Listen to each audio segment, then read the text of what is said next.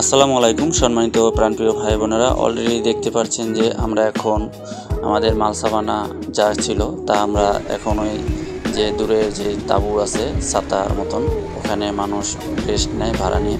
তো আমরা ওখানে দুটি বেড ভাড়া নিয়েছি। ভাড়া নেওয়ার পর ওখানে আমাদের মালপত্র রেখে আমরা এখন সমুদ্র সৈকত কুয়াকাটা পানিতে আমরা নামবো। তো অলরেডি আমার ছেলে পানিতে নেমে এসে ফুটবল নিয়ে খেলাধুলা করছে। তো খুবই অসাধারণ, আমার ছেলে এই প্রথম আসছে, আমিও এই প্রথম এই সমুদ্র সৈকত কুয়াকাটা আসলাম।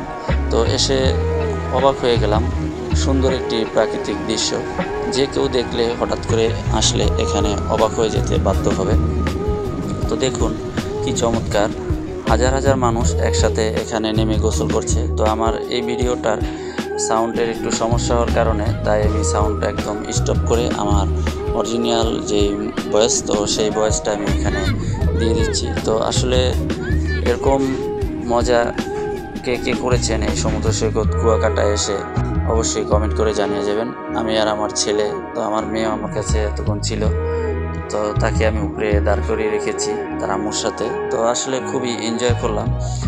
কক্সবাজার যেই সমুদ্র সৈকত আছে, তো সেখানে প্রচুর পরিমাণে ঢেউ হয়, কিন্তু এখানে অতটা ঢেউ নাই। কিন্তু ঢেউ না থাকলে কি হবে, সাগর তো সাগরই বলে, তাই এখানে ঢেউ কম থাকলেও অনেক সুন্দর লাগে পরিবেশটা।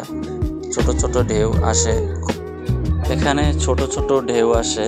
তো ঢেউ আসলে তো অনেক মজা করা যায়। ছোট ছোট ঢেউ আসলো তো ঢেউ, এই মজাটা আসলে আপনি কোথাও পাবেন না, একমাত্র সমুদ্র সৈকত কুয়াকাটা আসলেই পাবেন। তো আমরা কিছুক্ষণ পরে আমরা স্প্রিং বোর্ডে উঠবো। তো সেই স্প্রিং বোর্ডে উঠে দেখবো, আসলে আমরা এর আগে কখনো সাগরে স্প্রিং বোর্ডে উঠিনি। তো আজকে আমরা স্প্রিং বোর্ডে উঠবো, তাই সবাই নেক্সট ভিডিওটি দেখবেন। ধন্যবাদ।